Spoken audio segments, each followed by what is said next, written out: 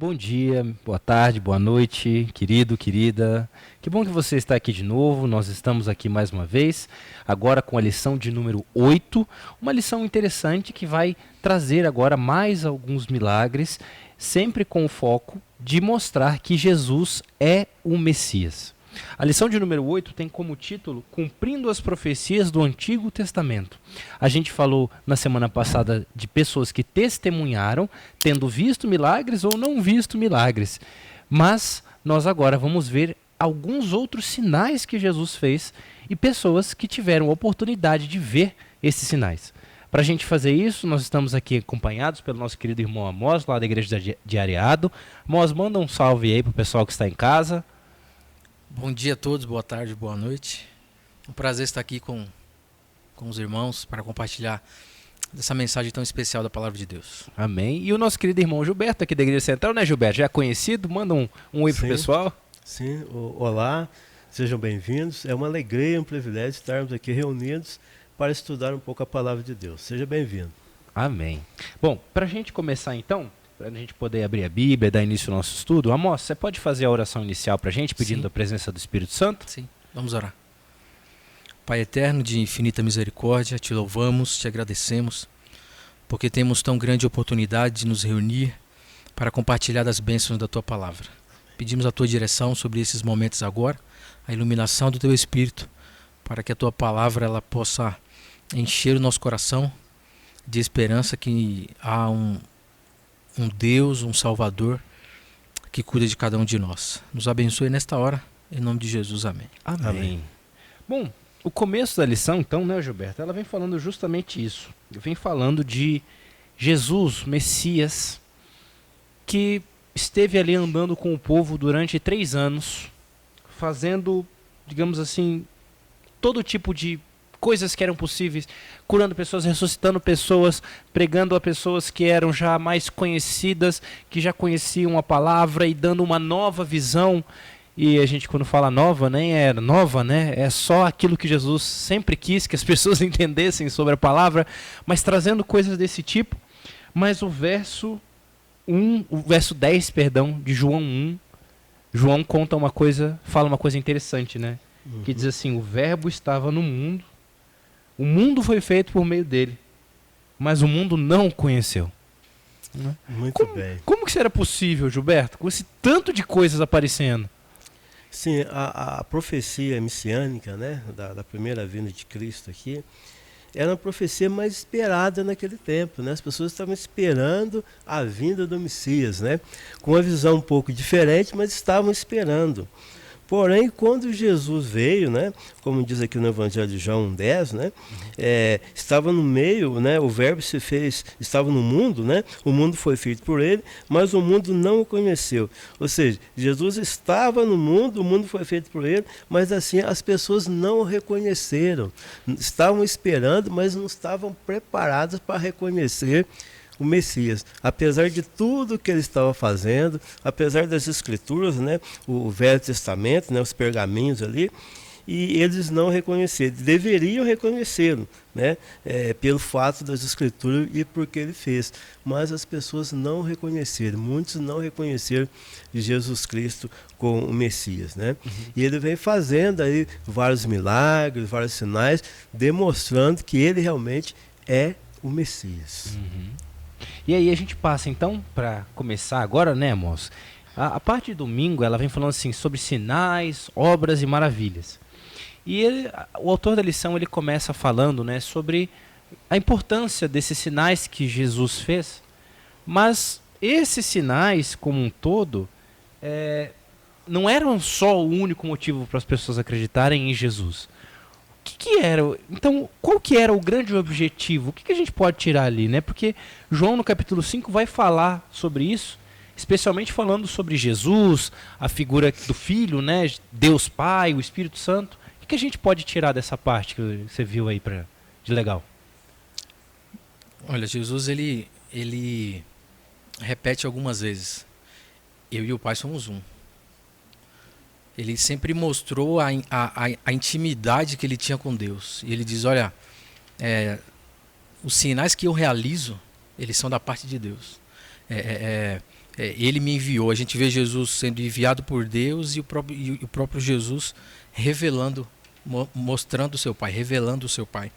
E eu achei algo interessante aqui no domingo. A Bíblia diz que alguns escolheram não crer.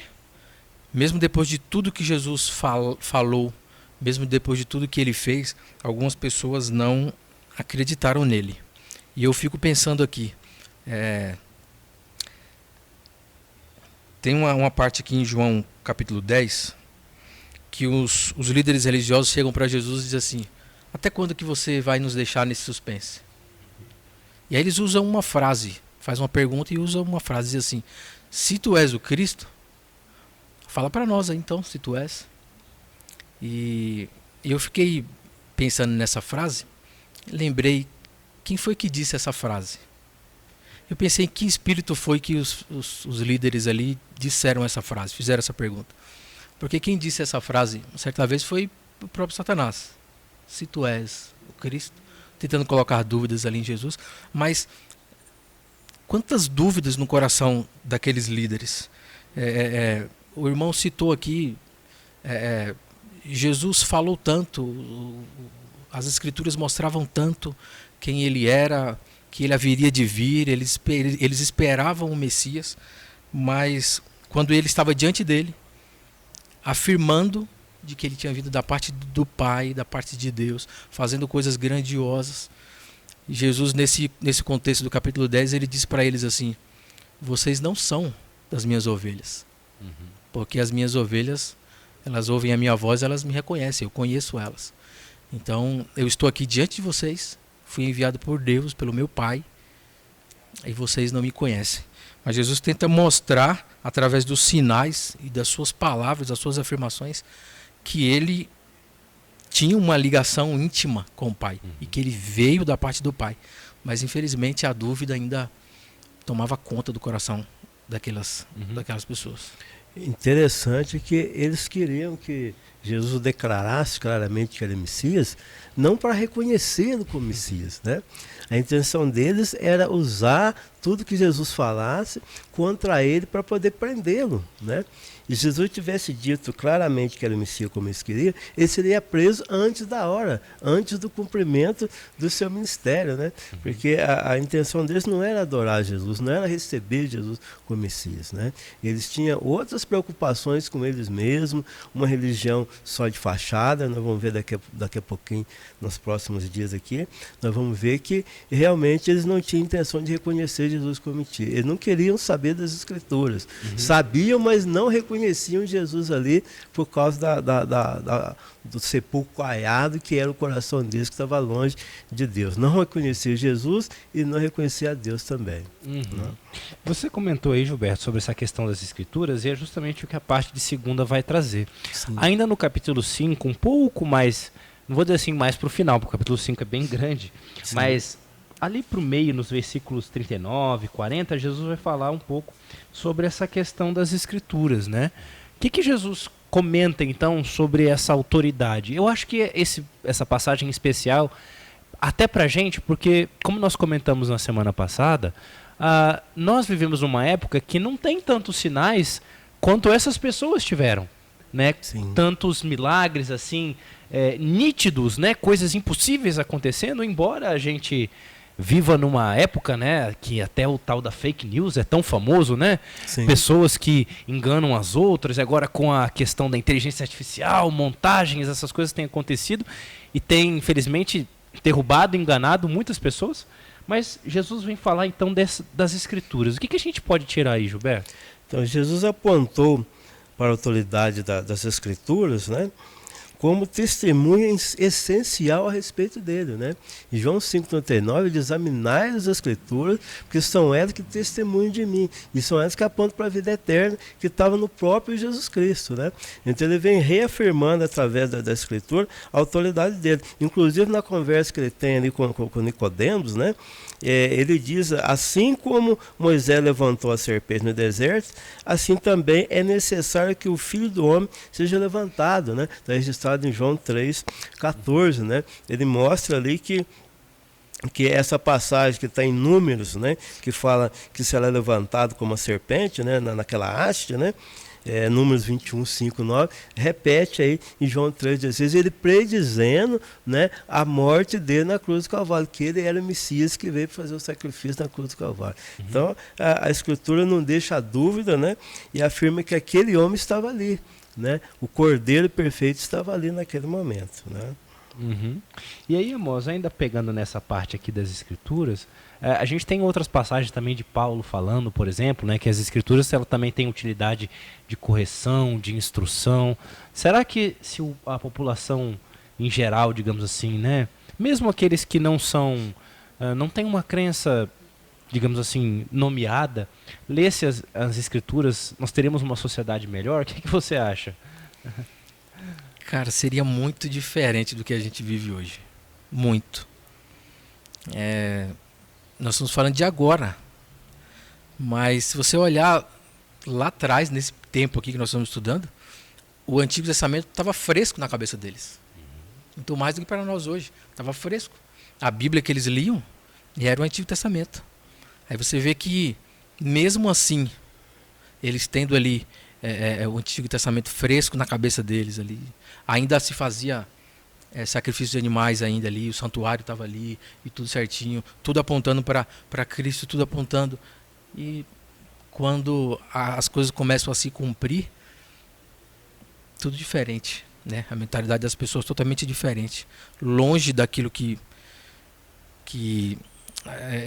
para que eles estavam preparados. Eu tenho muito medo de quando Cristo vier, como nós estaremos. Você disse, as pessoas hoje, elas estudassem mais as Escrituras, certamente nós teríamos uma sociedade diferente. E eu tenho medo de nós estarmos com a nossa mentalidade focada em outras coisas e sermos pegos de surpresa. Ou não reconhecemos o tempo que nós estamos vivendo, o Cristo quando Ele vier. E é uma preocupação para nós cristãos, que eu acho que nós estamos um pouco longe do ideal em relação à comunhão, ao estudo das Escrituras e tudo mais. Você imagina como está a nossa sociedade aí. Então, acho que se as pessoas se voltassem mais para as Escrituras, elas estariam mais encaminhadas em suas tomadas de decisões, em suas escolhas, e não como nós estamos enxergando um pouco hoje. Então, assim, as Escrituras elas têm uma autoridade, como tem o tema aqui, muito grande, mas para aquele que crê, para aquele que estuda, para aquele que se aprofunda. Passou disso, ela perde o seu sentido. Os eventos da vida de Jesus cumpriram as profecias, né? Então nós temos que entender que a Bíblia, ela deve ser o fundamento da nossa fé, o guia das nossas ações, né? Como está escrito lá no livro de Salmos 119, 105, lâmpada para os nossos pés é a sua palavra e luz para os nossos caminhos. Então a Bíblia é uma lâmpada, ela é a luz, ela ilumina a nossa vida. Mas nós temos que crer, estudar e vivenciar aquilo que está ali, né? Não basta não é só estudar. Quando Jesus fala examinar as Escrituras, é examinar e colocar em prática na nossa vida. Que nós vemos aí que os líderes naquela hora sabiam, mas não vivenciavam aquilo. Eles não traziam para a vida a prática deles, então não tinha efeito espiritual quase que nenhum, né? Então nós devemos ter a palavra de Deus, que é a Bíblia, como fundamento da nossa fé, mas devemos vivenciar tudo que a Bíblia nos ensina, né? O irmão disse aqui, os atos de Jesus, todos os atos de Jesus, de fato foram para cumprir aquilo que estava escrito. Eu me lembro aqui dos discípulos que estavam no caminho de Emaús, tristes, decepcionados, porque conheciam as Escrituras, conheciam o Messias que haveria de vir, mas parece que alguma coisa aconteceu, não era o que eles esperavam, né? E às vezes eu fico preocupado que tipo de Jesus que nós estamos esperando. E eles estavam preocupados, tristes, porque decepcionados, porque Cristo estava morto. E aí Jesus aparece para eles e vai conversando, e a Bíblia diz que Jesus tem que voltar lá em Moisés. De Moisés ele vem trazendo toda a história para que eles pudessem acordar, para que eles pudessem se despertar. E aí só no partir do pão que eles reconhecem Jesus ali. Mas para Jesus se revelar a eles, ele teve que ir lá no Velho Testamento, para poder mostrar todas as histórias, tudo que Moisés havia dito, que os profetas haviam dito, para eles poderem entenderem que aquele que estava diante deles era o Messias prometido. Sabe uma coisa interessante? Que eu já fiz uma brincadeira, né? Mas eu já fiz essa medição com alguns alunos lá de Itabarica, no Juvenis e Primários, que se você vai na Bíblia, a distância de Emaús para Jerusalém dá mais ou menos ali uns 10 quilômetros, 11 quilômetros de distância. É mais ou menos como daqui para Fama, porque morem aqui em Alfenas, daqui para Fama. Então Jesus ficou mais ou menos com os discípulos andando quase 2 horas, explicando todas essas coisas, uma baita de uma pregação, e ainda assim eles não entenderam, foi só na hora da janta. Então, Jesus ficou praticamente o dia inteiro com eles, e aí só quando eles viram teve que mostrar as marcas. Mão, aí ele falou, agora entendemos. Mas realmente. A missão de Jesus não é fácil, viu? Não foi fácil. Não foi fácil. É isso mesmo.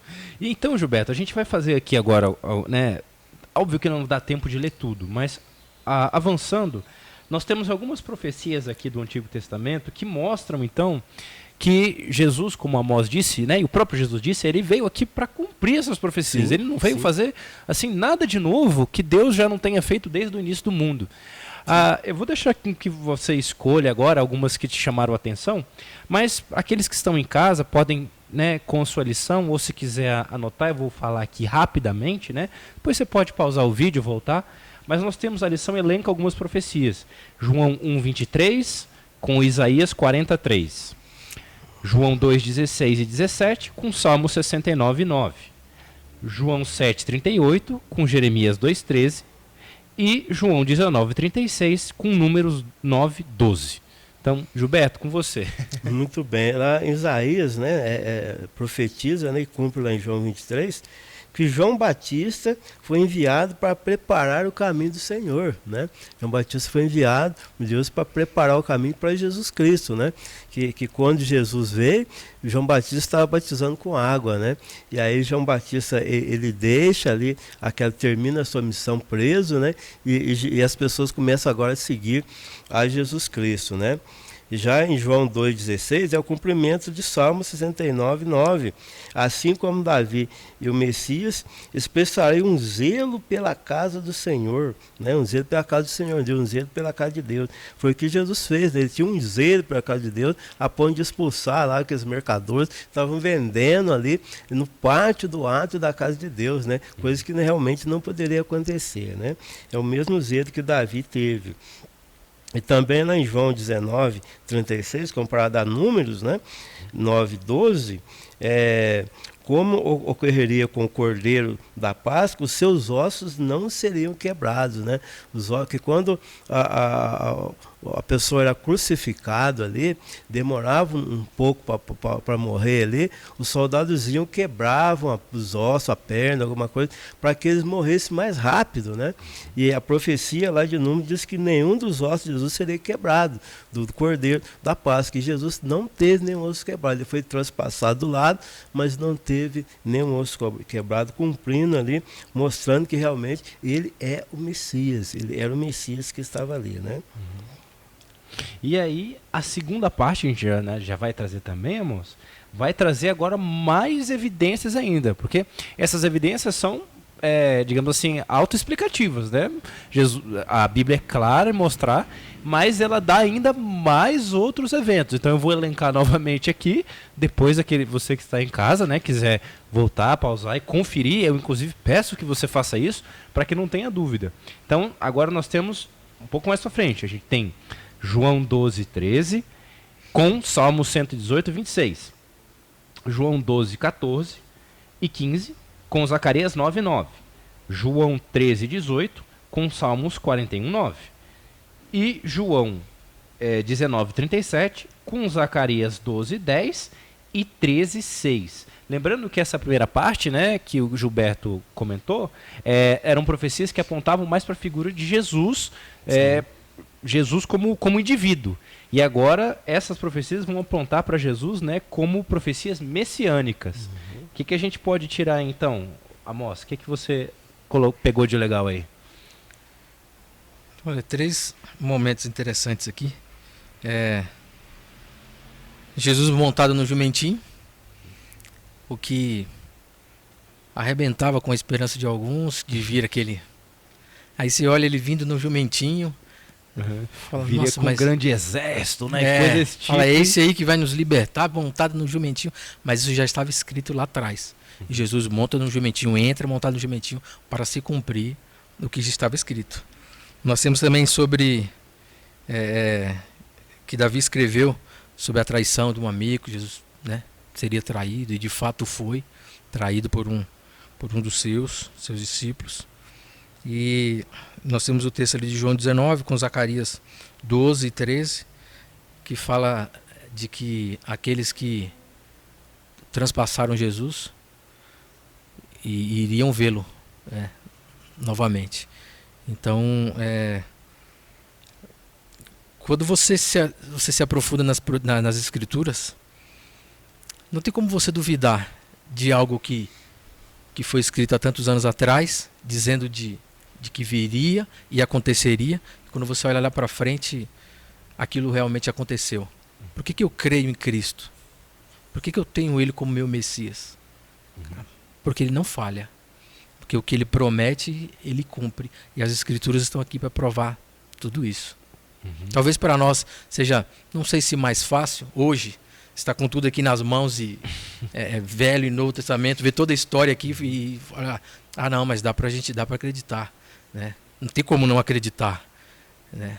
Mas não sei como que era isso para eles na época, mas tudo que Jesus fez, tudo que eles presenciaram, não tinha como não duvidar. Nicodemos disse, porque tudo que o Senhor faz aí, não tem como não ser alguém que veio da parte de Deus. Então tudo que Jesus fazia não tinha como ser uma pessoa comum. Uma pessoa comum, né? É interessante que são 2 realidades diferentes, a gente comparando o nosso tempo com aquele tempo.